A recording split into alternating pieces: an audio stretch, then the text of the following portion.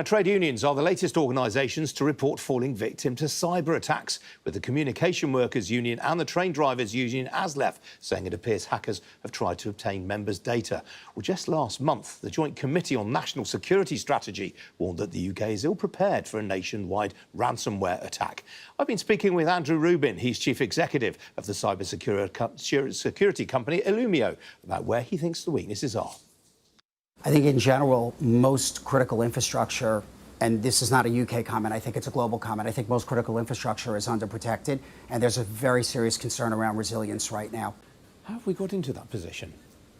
I think it's probably a combination of a few things. There's not a single root cause. One is these systems are very old, and that's, again, a global comment, not just in the UK. There's a lot of legacy sitting out there running some of the most critical services that we all rely on as citizens. I think the second thing is that cyber's been so focused for so long on assuming that we can keep a bad threat out that we haven't really asked the question, which now is being asked more and more often by governments and regulators around the world, which is, we live in a world where breaches and ransomware are now part of our lives, unfortunately. What are we doing to be more resilient against this new threat?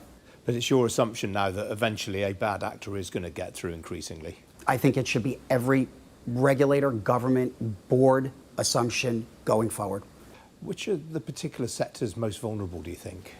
You know, you hear certain sectors talked about, so obviously financial services because of the criticality of the infrastructure. We talk about things like the electric grid, the healthcare systems, and all of the IT and all of the technology that supports the delivery of services. So I think when you think about it from the perspective of what are the critical services we rely on, it becomes very obvious what the answer to that question is. Has the nature of the bad actors changed, particularly over the... I mean, we used to talk about it being state bad actors, then more recently it was individuals.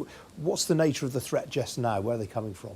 So I think we're in a very interesting moment in time, and I actually believe that it's the first time that we find ourselves here in terms of the threat landscape. You're having the convergence of two things at the same time. There is an enormous amount of ransomware, and it's growing very quickly, which is really financial crime. It's the modern version of robbing the bank. It is truly today's version of financial crime. But we also have a geopolitical landscape, and obviously, unfortunately, we're seeing that in multiple regions in the world. So you have the nation state, you have the criminal who's after financial gain, and you've got both of these things swelling up together. And it goes without saying that either one of these threats in of itself is serious. But when we have both of these things growing at the same time, it presents a very different set of challenges. Has there been an increase in incidents of attacks from Russia since they attacked Ukraine? I think we've seen, because of the geopolitical landscape in all of the different issues that we see around the world right now, we've seen more nation-state activity, and we've seen, obviously, some of the motions in the past, but with a lot more, I'll say, size and scale. So, for instance, we know that elections have obviously been a target from a nation-state perspective. We have a big one coming up in the United States later this year. We know that these are events that nation-states tend to try and use as a way to attack each other.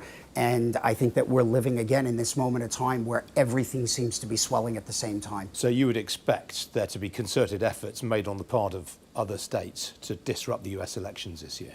I think it's fair to say that right now we should assume breach in everything. We should assume attack in everything. Whether or not it occurs every time is not the game or the guesswork that we're trying to do. I think what we have to assume is that this is now part of the landscape, and our job is to try and do two very simple things that unfortunately are very difficult to do.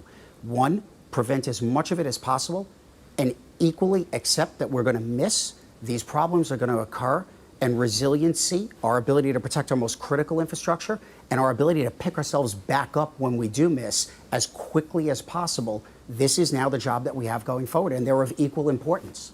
Now, your business has just marked its 10th anniversary. Is it where you would have expected it to have been a decade ago? It's such a great question, because it implies that 10 years ago I sat down, or the early team sat down and thought about it. You know, the reality is that in so many ways we've accomplished things that I never imagined us accomplishing in any period of time. I look at the products that we deliver for our customers. I look at some of the critical infrastructure that Illumio is helping to protect today. I never even thought about that as part of the script.